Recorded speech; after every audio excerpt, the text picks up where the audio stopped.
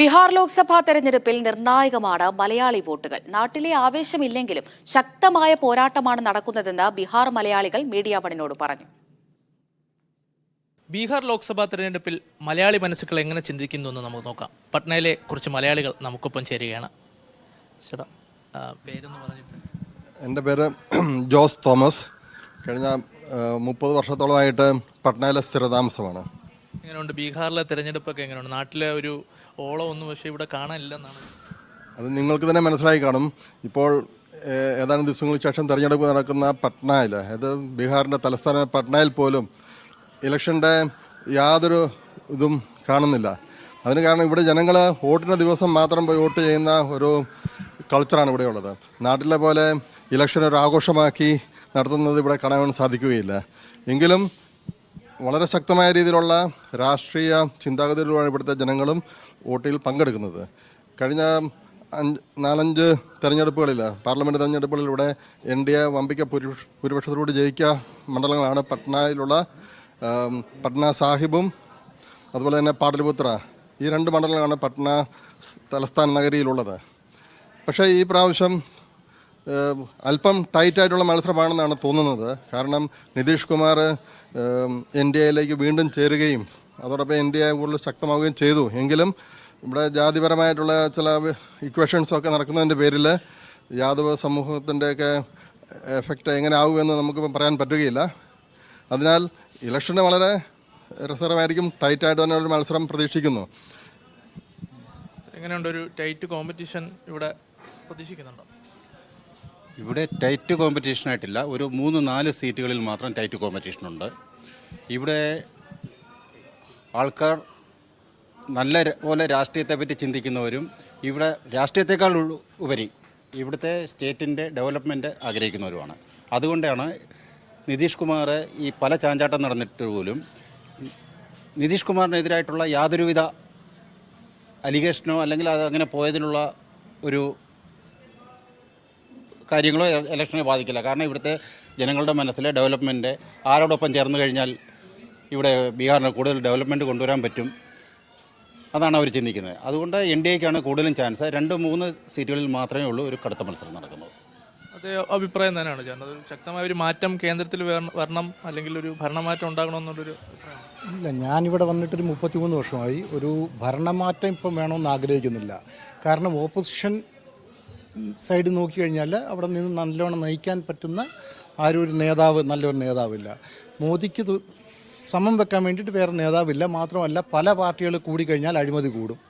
അതുകൊണ്ട് ഏതെങ്കിലും ഒരു സിംഗിൾ പാർട്ടിക്ക് മജോറിറ്റി കിട്ടി നല്ലവണ്ണം ഭരിക്കണം. മാത്രമല്ല ഈ അടിസ്ഥാന സൗകര്യങ്ങളിൽ ഭയങ്കരമായ വികസനമാണ് ഉണ്ടായിരിക്കുന്നത്.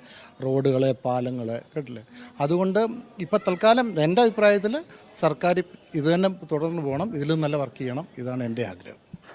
ബീഹാറിലെ തൊഴിലില്ലായ്മ ഭയങ്കര പ്രശ്നമായിട്ട് ഉയർത്തി കാണിക്കുന്നുണ്ട്. അത് എത്രത്തോളം സത്യമാണ്? അല്ലെങ്കിൽ അത്തരത്തിലൊരു തൊഴിലില്ലായ്മ വരാനുള്ള പ്രധാന കാരണം ഇവിടെ മുൻപ് ഭരിച്ചിരുന്ന ലാലു പ്രസാദ് പോലെയുള്ള സമയങ്ങളിലുള്ള കുറച്ച് അരാജകത്വമാണ്. കാരണം അഴിമതിയോടൊപ്പം തന്നെ കൂടുതലും ഗുണ്ടായിസമായിട്ടുള്ള രീതിയിലുള്ള കാര്യങ്ങളാണ്. അപ്പോൾ അതുകൊണ്ട് വെളിയിൽ നിന്നുള്ള ആൾക്കാർ വന്ന് ഇൻഡസ്ട്രികൾ ഇവിടെ സ്ഥാപിക്കുകയോ അല്ലെങ്കിൽ അതുപോലെ ഡെവലപ്മെൻറ്റോ ഉണ്ടായിട്ടില്ല. അതുകൊണ്ട് ആൾക്കാർ ഇവിടെ നിന്ന് മൈഗ്രേറ്റ് ചെയ്ത് ഗുജറാത്ത് പോലെയുള്ള ബാക്കിയുള്ള സംസ്ഥാനം, ഗുജറാത്ത്, ഉത്തർപ്രദേശ്, ഡൽഹി, പഞ്ചാബ് അവിടെയുള്ള സ്ഥലങ്ങളിലോട്ട് കൃഷി അതുപോലെയുള്ള ജോലികൾക്കാണ് ഇവിടെ നിന്ന് കൂടുതലാൻ പോകുന്നത്. കൃഷിയിലോ ഫാക്ടറിയിലോ അല്ലോ. അപ്പം ലോ ആൻഡ് ഓർഡർ നല്ലതല്ലാത്ത കാരണം ഒരു ഇൻഡസ്ട്രിയലിസ്റ്റും വന്നിവിടെ ഇൻഡസ്ട്രി സ്ഥാപിക്കാൻ ആഗ്രഹിക്കുന്നുണ്ട്. കാരണം ഇൻഡസ്ട്രി സ്ഥാപിച്ച് കുറച്ച് പൈസ ആയി കഴിയുമ്പോഴത്തേന് അവർക്ക് ലെവി ചോദിച്ച് വരിക, അല്ലെങ്കിൽ അവർ അപഹരണം ചെയ്ത് കൊണ്ടുപോകുക, അങ്ങനെയുള്ളതെല്ലാം ഇവിടെ നേരത്തെ ഉണ്ടായിട്ടുണ്ടായിരുന്നു. അതുകൊണ്ട് ഒരു ബുദ്ധിമുട്ടുണ്ടായിരുന്നു. പക്ഷേ ഇപ്പം നിതീഷ് കുമാറിൻ്റെ 3 ടേം ആകുമ്പോഴത്തേക്കും കുറച്ച് നിയമവ്യവസ്ഥയിലൊക്കെ ഇമ്പ്രൂവ്മെൻറ്റ് ഉണ്ടായിട്ടുണ്ട്. അതുകൊണ്ട് ചെറിയ ചെറിയ ബിസിനസ്സുകളും ചെറിയ ചെറിയ വ്യവസായങ്ങളും വന്നു തുടങ്ങിയിട്ടുണ്ട്. ഇനിയും ഒരു 5-10 വർഷം കൂടെ എടുക്കും അത് ഡെവലപ്പായി വരാനായിട്ട്.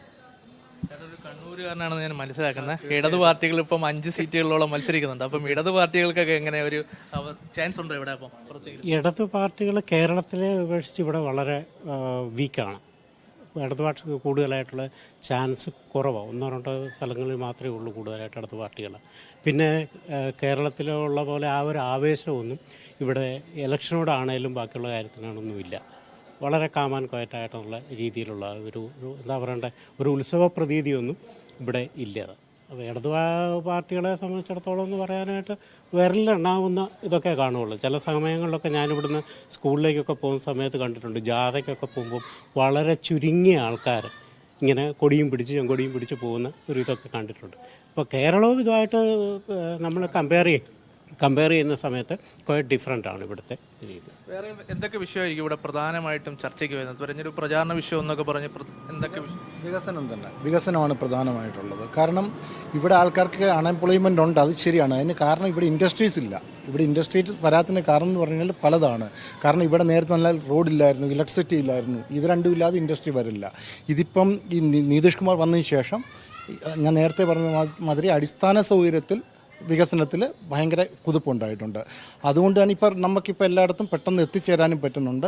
ഇനിയും ആൾക്കാരിൽ ഇപ്പം പണം ഇൻവെസ്റ്റ് ചെയ്യുന്നവർക്കൊരു വിശ്വാസം വരണമല്ലോ, ബീഹാറിൽ പോയി കഴിഞ്ഞ് കഴിഞ്ഞാൽ മുതലാകുമെന്നുള്ളത്. അത് ഉണ്ടാവും. അങ്ങനെയുള്ള ഒരു സീൻ വന്നുകൊണ്ടിരിക്കുകയാണ്. അത് ബെറ്റർ ആവുന്ന ഉടനെ തീർച്ചയായിട്ടും ഇവിടെ ഇൻവെസ്റ്റ്മെൻറ്റ് ഉണ്ടാവും.